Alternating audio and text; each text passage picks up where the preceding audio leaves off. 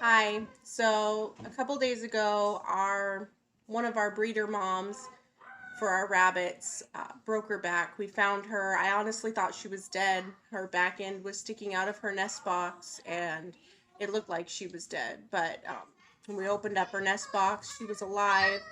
So we decided not to let her go to waste because there wasn't any way to fix her back. And so we went ahead and butchered her, and I decided to make a video to let you guys see how we butcher, and hopefully it's educational for you.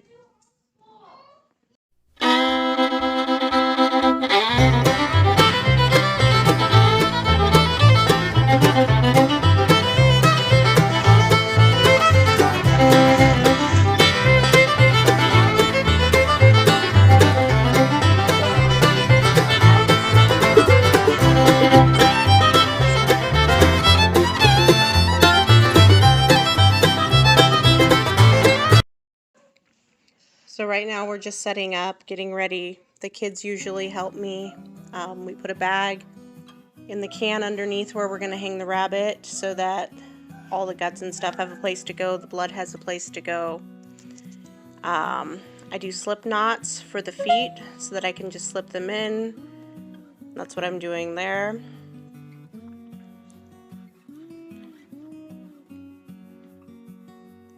And then right here you can see that her back is broken, so she can't get around anymore. Not appropriately, at least. That's not fair to her, so we've decided to go ahead and butcher her. So we use the broomstick method, and right now I'm just calming her.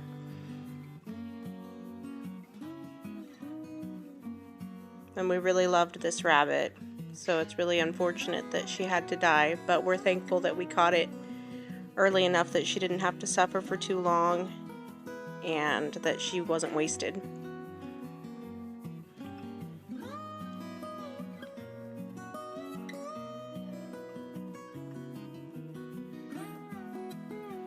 So for the broomstick method, we slip the stick behind her ears, just above her head. I keep the rabbit calm. I place one foot, that's why I'm barefoot, it's easier for me to grip. I place one foot on one side without applying pressure, and then I quickly step down, grab her back legs, and break her neck. And then I'm poking her eye to make sure she has no response so that I know she's dead. Bring her over, I hang her feet up, and the kicking is normal. That's just a muscle reaction, but she's definitely dead. I remove her head, and all the blood kind of drains into a little pocket there where her neck had been broken. And then normally I don't rinse my rabbits, but she had been laying on that one side, so I'm going to go ahead and rinse off some of the dirt and stuff that's on her before I get started.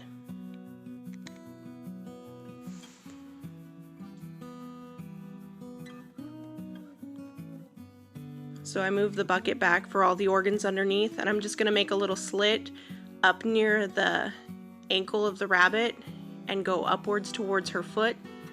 And I'm going to do that on both sides. I do it on sort of the inside of the leg. And then I'm going to use my fingers to work around her legs and separate the fur and hide from the meat. In like a 12-week-old rabbit, which is usually when you butcher, this is a whole lot easier, but she's almost 2 years old, so she's pretty tough. So I'm just tearing away any of the connective tissues, making sure I don't hurt the meat.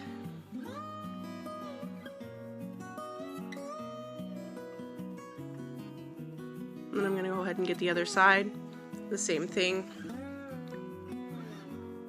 And then once that's done, you're going to go across the front and disconnect between the stomach and the fur all the way across, make a pocket. And I'm going to do the same in the back. And then I'm going to hold the tail down, and I'm going to slip my knife in that gap and cut straight up towards the butt.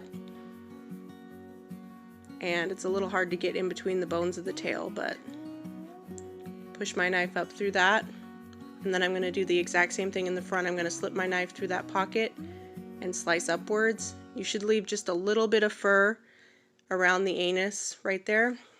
I got really close this time. Slide the fur down, and it's a pretty easy pull. My 8-year-old helps me sometimes. So slide down until you get to the paws, and I just pull until the skin rips at the front paws.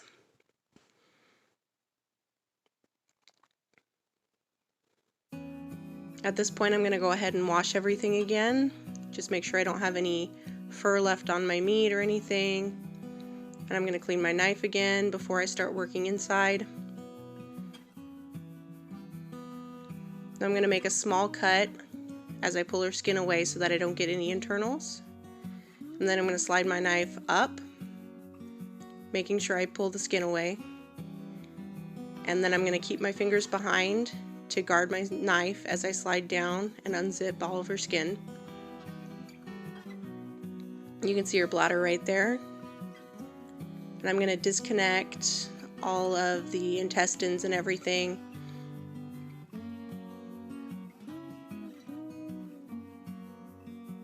And then I'm going to use my knife and I'm going to grab that little bit that's left right there.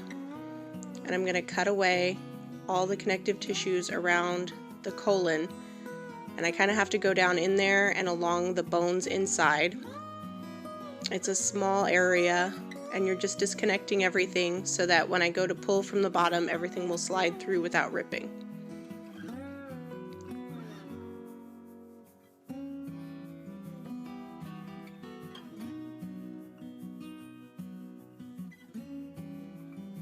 This is like the most delicate part for me. Okay, so now that it's all loose, and I'm gonna pull and check to make sure that it's loose and that it moves around.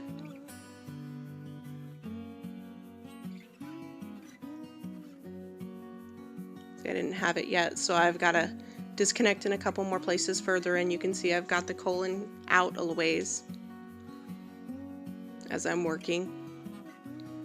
So now that it's loose, you grab everything from inside and pull down firmly and slowly, and it'll slide right through. I keep it outside as I pull the rest out so that nothing leaks into the carcass of the animal. You can see her kidney right there. A lot of fat. That's her reproductive system.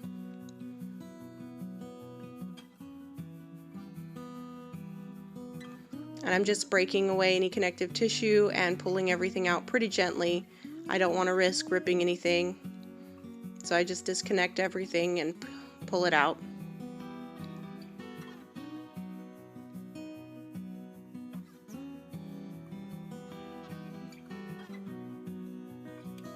You can see the liver right there, and we have to be really careful of the bile sac, not to accidentally break that because that would ruin the meat.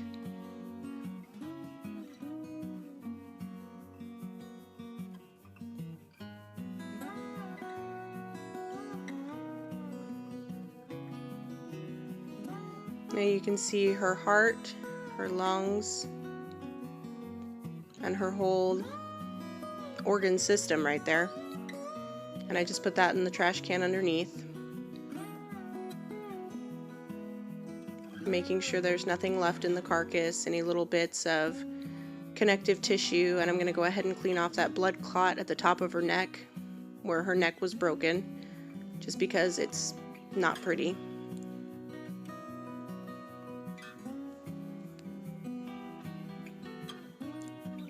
Now I'm going to go ahead and remove her paws. You can't see this is out of screen pretty much, but I'm just turning the joint in a way it doesn't naturally turn to break it, and then sliding my knife in between the joint.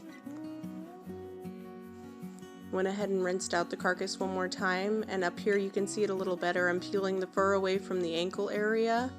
Then I'm going to turn that joint in a way it doesn't naturally turn to break it and cut through.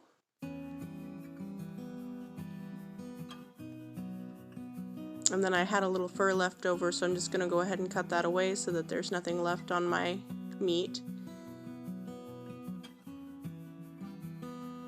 I'm going to do the same on the other side. Just peel the fur up and then turn the joint in a manner that it doesn't normally turn to break it.